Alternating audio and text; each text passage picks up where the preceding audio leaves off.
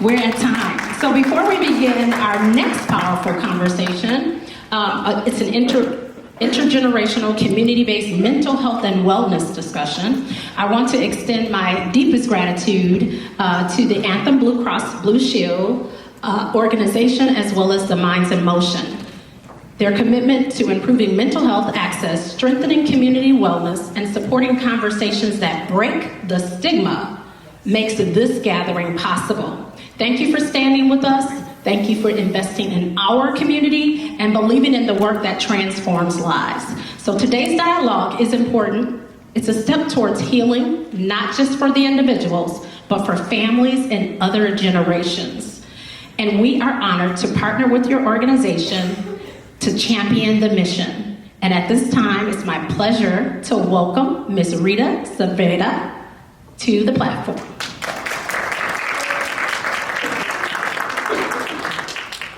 Hi, my name is Rita Saavedra. I'm from Anthem Blue Cross Blue Shield. First of all, thank you, Genene, for your invite. Minds in Motions is very honored to be here today. For those who don't know what Minds in Motion is, it's a anti-bullying and mental health initiative. And the way we came about it is Leroy and I have been working together for the last about 6 years on Butler versus bullying, where we go to 25 different schools and we have a program for about an hour. And with all the feedback that we've received, we thought we would expand it a little further, and then we came up with Minds in Motions. And of course, it wasn't just Leroy and I picked 3 additional partners that I collaborate with on a regular basis. So I would say they're my rock stars. And so today they're gonna come up and talk about what their contribution is to Minds in Motions, and then different perspectives that they bring to the table. So I'll start off with Leroy Butler. Okay, locker room therapy. And I think for the most part, when you are a kid like me coming from the South, and my mom raised 5 kids by herself, and going through bullying, I was a special ed kid, and it just seemed like I never really had the opportunities to do a lot of things. But for some reason, my teacher's assistant was 17 years old. She'd meet me by the buses, and she would take me inside, and all the kids, we didn't say bullying back then, they said they picking on you. And they would say a lot of stuff, and I remember she telling me this, I'll never forget. She said, "Oh, they're just your fans. Those are your fans." I said, "What's a fan?" I was telling Terry that I was a huge Cowboy fan growing up. And I'm thinking, I want to play in the NFL to get my mom from being poor. And me and her used to talk every single day, every day. And then she said, "They're not going to always say something good about you, especially when you go away." And I'm like, "What does that mean?" "Well, you don't play all the games in your state, you go to other states." Those are the conversations before she handed me off to my other hero, which was my teacher. I love teachers. My wife is a teacher now. I love teachers. I mean, they're the real heroes. And that's kind of shaped my thinking. So growing up in the South is a little bit different, because people down South, it's always an agenda. It's a lot of politics involved sometimes, well, most of the time, because you can make money off of it. And that's where it started to really shape depression, anxiety, and things of that nature. And I said it earlier, if you don't have anxiety, you're not really gonna want to even talk about it, deal with it. There's nothing wrong with me. But when you're talking about having some of the stigmas of wearing hand-me-downs or not having, I didn't have a real book bag, a backpack. So our resource officer got me a backpack, some books. Some of the best meals of the day was at school. None of that bothered me, because I thought, if I could just let God do his work, I get out his way and don't stop it. The reason I could stop that, if I want to fight somebody for calling me a name or saying something. But my teachers, those are fans. Just enjoy the negative stuff. And then again, my grandmother told me this in closing. She said, it's not up to the other person whether or not you make it or not. It's not up to them. It's up to you. So that's why it was easy for me to share my story. And when I was working on this book, I remember one of the editors said, well, did you have any like pictures when you were little? And you know, so from the Blodgett homes, Jackson, Florida, we didn't have cameras. We didn't have a camcorder, no. She said, oh, sorry. I know I look really young when I'm 57. And she was like, I apologize. Cause we, in her family, they grew up, they took pictures and they did family gatherings. No, we didn't have that. So I had to describe what I had to go through. So that's the reason why I chose that. And this another young man who is, he doesn't, well, he knows because I tell him all the time. He's a principal, but he's also an athlete. We have similar stories. And Pasquale, can you stand up? He has a powerful story, and he wrote a book about it. And his book is fantastic. So he is a big part of Minds in Motion because he gives me the perspective of having dual languages. I mean, speaking multiple languages, the barrier of... No, stand up. Well, come on up here. Because I just want you to, if you can just, come on, I'm not going. Just, the reason why you're important because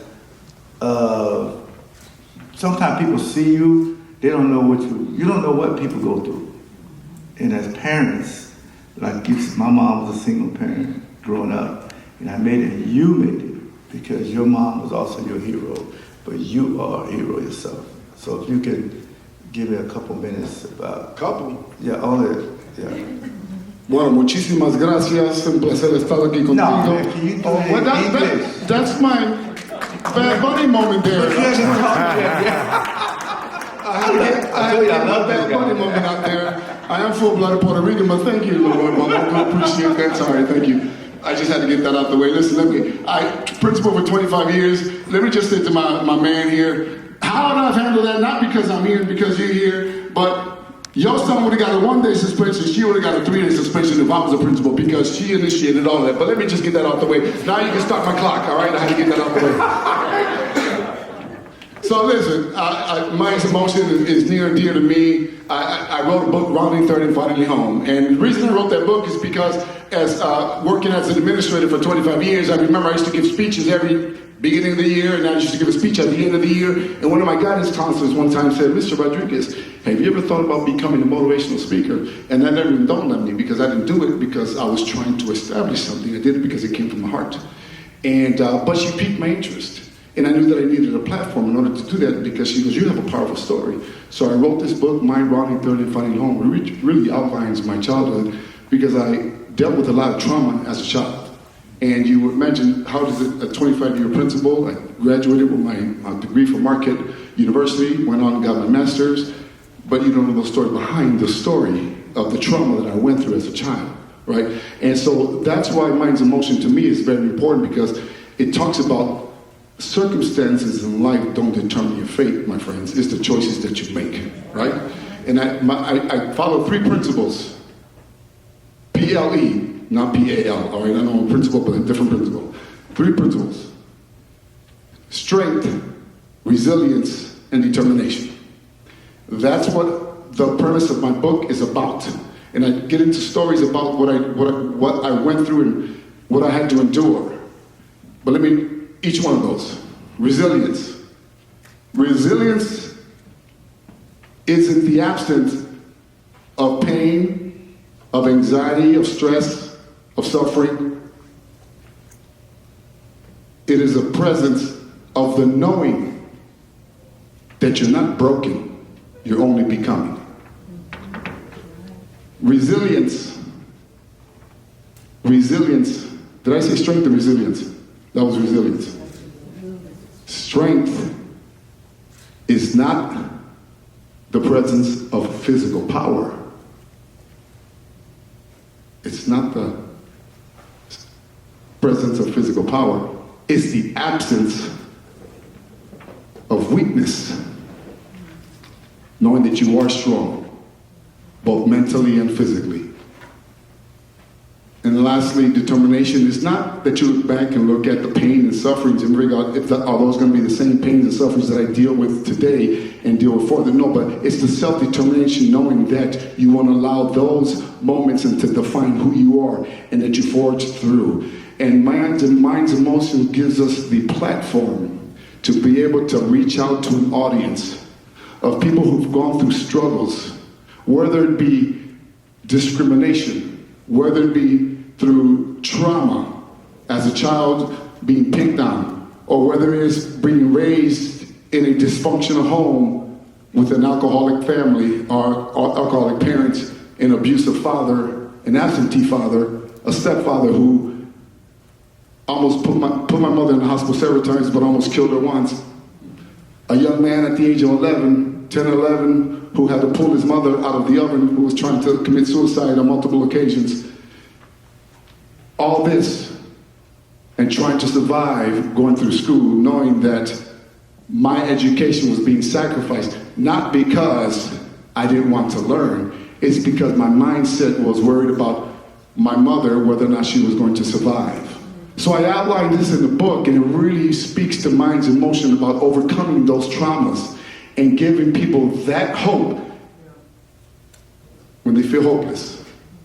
Giving people the light when they feel that they're in darkness. You see a tree, a plant, doesn't just grow from the top of the soil. It must be buried. It must go through darkness. It must go through soil. It must go through rocks. It must embrace itself in that darkness underneath there. And once it establishes that embracement, what does it do? Then it's able to forge itself up through the ground and break out. And it bears its fruits. But you got to be willing to accept that moment and use it as a power to make change in our world. And that's what Minds in Motion is, about making change, about bringing hope to those that feel hopeless, about bringing those that are in darkness into the light. And I'm honored to do that with my three colleagues here. Obviously, you've heard from Leroy Butler, and at this moment, I'm going to invite Dr. Kimba, who has a plethora of knowledge that we all can learn from. So at this moment, I ask Dr. Kimba to join us on stage. Thank you. I've been in healthcare and mental health so I am board certified in family. I have a doctorate degree, and I'm a psychiatric and a family practice nurse practitioner with a doctorate degree. I worked in mental health for 30 years when I'm still 17, right? And what I've noticed is, like everyone else, when you're younger, you're just trying to plant your feet, trying to get to know the world, right? And as I got older, but when I was younger and I first signed up for college, I said, I'm gonna work for a nonprofit, free clinic, and help people in the community. Didn't know how I was gonna do it. And then as I got older and someone said, can you come and volunteer?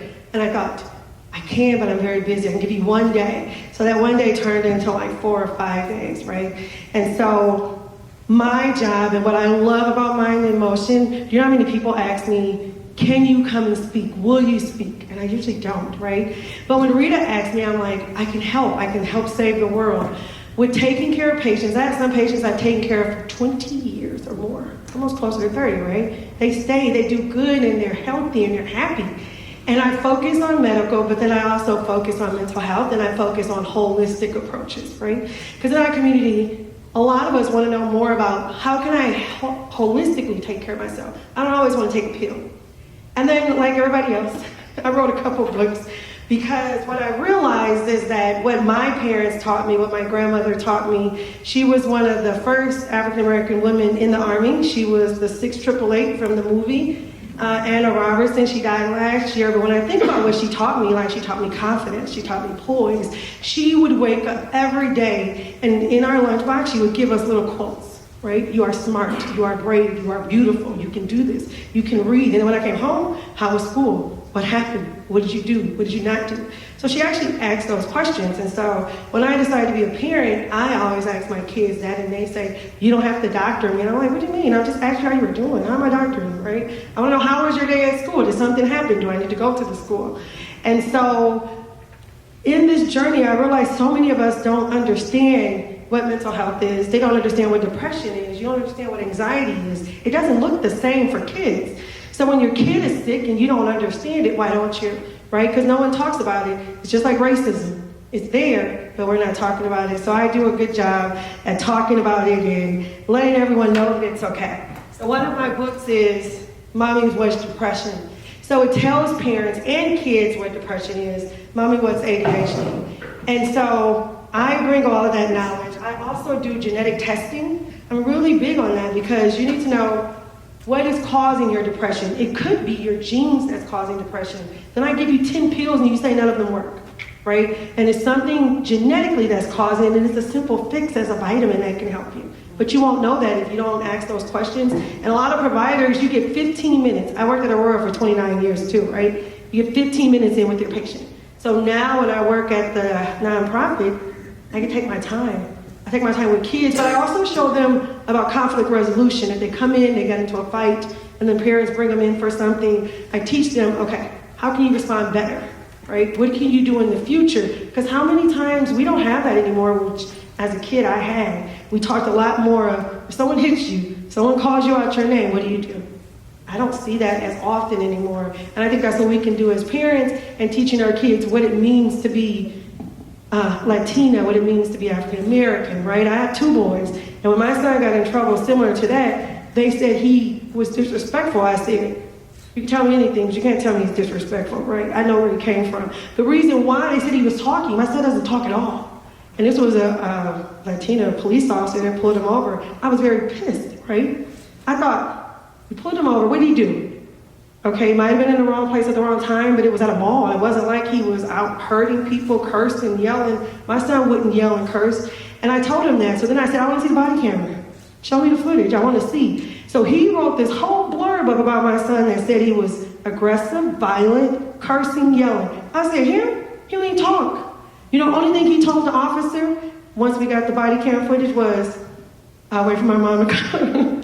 So that was his big thing. Nope, I don't want to give a statement. And they were mad because he didn't give a statement, so they wrote this horrible thing up. So then that was my crusade to like, nope, I'm going to fight with this suburban district about it because so many of us don't speak up. And our biggest issue is to speak up and say something. Because I definitely said, I know he didn't open his mouth. And when I went back, the lady said, he didn't even talk.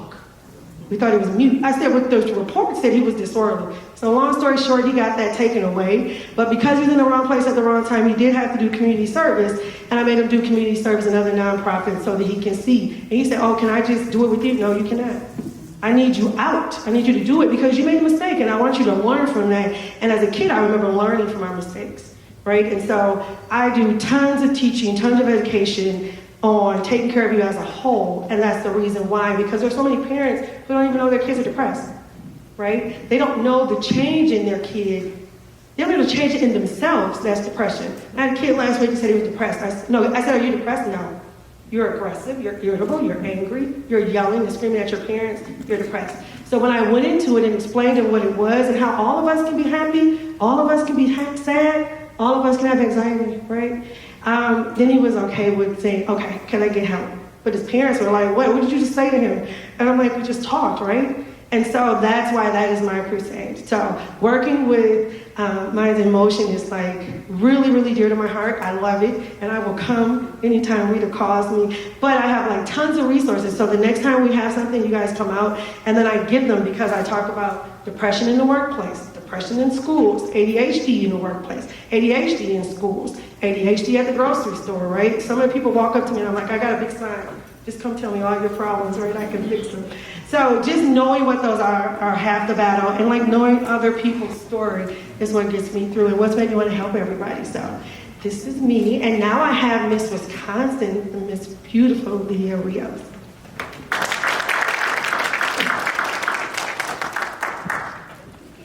Hello everyone, I'm Leah Rios and I'm the National American Miss Wisconsin Junior Teen. I'm a part of the Minds in Motion event where we talk a lot about mental health. For me, I really focus on the bullying aspect. For a lot of my life, I was bullied because I was not just only the Hispanic girl at my school, but I also struggled with a learning disability called dyscalculia. I always thought that I wasn't smart enough and I would never fit in. I would come to school and I was too different to fit in there, and then I'd go home and, I was someone new that was Americanized, and I didn't fit in my Hispanic culture anymore either. I felt like I didn't have a place where I could be 100% myself. But I realized that none of us are 100% a part of one group. We are all different, and those differences make us unique.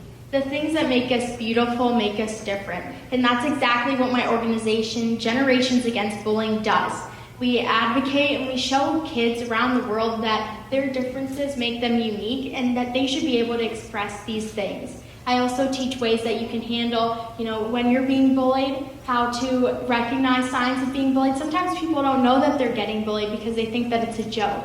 So that's really what my organization does, is it spreads awareness to anti-bullying, shows kids around the world that they can love themselves.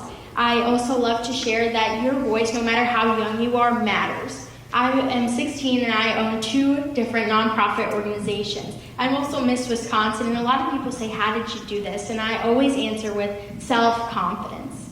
As I go through my organization, I don't just want to share that you have to be one age to do something. When I was 9 years old was when I first got bullied. And that was very hard for me. I couldn't tell my parents, and I was really nervous to tell people because I thought that they were going to think I was a loser. But I knew that it was a problem, but I didn't speak out about it because I thought, I'm only 9 years old, what am I going to do to change the world? But once I realized that my voice does matter, I've been able to make a difference in my community. I want to show other kids who are like me that their voice matters. They can make a difference, and no matter how old you are, whether that is 50 or 40 or 9 years old, you can make that change. Thank you. And I also want to thank my parents. Leroy always tells me every day to thank my parents. Really, they have helped me a lot. Can y'all stand up? Yes, this is my parents, my mom, Debbie, and my dad, Hugo. They really helped me with everything that I do. When I first was getting bullied, I was really scared to tell my parents because I thought that, they were going to judge me or think that their kid was like a loser. But once I told my parents, I grew such a better connection with them. They have helped me not just to become the person that I am today, but they helped me to do my pageants and help me with expenses, of course. But they're always there for me, and that's really what matters, is that no matter what I do, whether that dream seems unobtainable, they have always been there to support me and to help me with everything that I do. And I also thank Leroy for reminding me every day how special that my mom and my parents are. That's right. Wow, what a powerful event. I am so grateful for those of you that participated on the platform. And because we didn't have a lot of young people today, we skipped one of the exercises. So we didn't have the breakout today, but we will regroup because we plan to offer a 6th session with Brother Tony and Brother Jonathan over the summer through the Oak Creek Rec Department. So you look at our website and you'll see more information. In addition, Chef Zakia didn't share. She will also be offering a cooking series. Did you want to share what the title was? You want to step up into the mic? I can bring it to you if you want. Oh, no, there's one right here. Oh, okay. I have to try and think which series. The Tea Talks? Okay. Yes. And that was one of the things I didn't get a chance to talk about. I do had the Tea Talks, the culinary aspect of Heart to Heart. And at that, we have the opportunity to come together around food. All right? Around food. As well as with tea. Because tea is all a part of the healing process. And so I don't have the whole schedule in front of me in terms of menus and what it is that we're going to do. But what we're able to do is that we can come to you too, as far as organizations are concerned. And so really the way that it works and how it has worked is that we have a group of people. We don't even need to have a kitchen. We have a set menu. We cook together. We discuss whatever the topic is at hand, and then we also come together with a certain kind of tea that has healing and medicinal properties to go ahead and close things out with. And so, Genene, if you have the details up there, please go ahead and fill in. I just don't have them in my We'll put them on the website. Okay, that's Yes. good. I want to invite Nick back up because we were going to do our closing as a circle, but he had an offer and a call to action for everyone. And I think it'd be better coming from him than from me. I got you.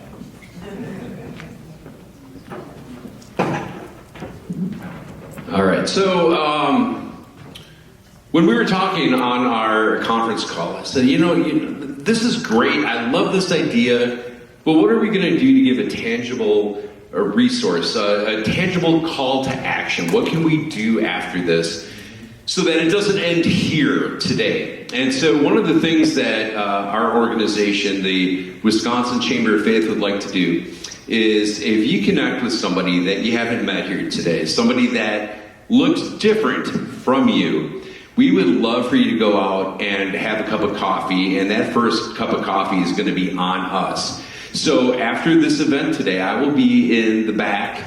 I got a bunch of gift cards, and if you're willing to commit to having a conversation, just a friendly cup of coffee, that's all we're asking. That cup of coffee is on us. So come up and say hi and get your gift card from us. Thank you. Doesn't get any better than that.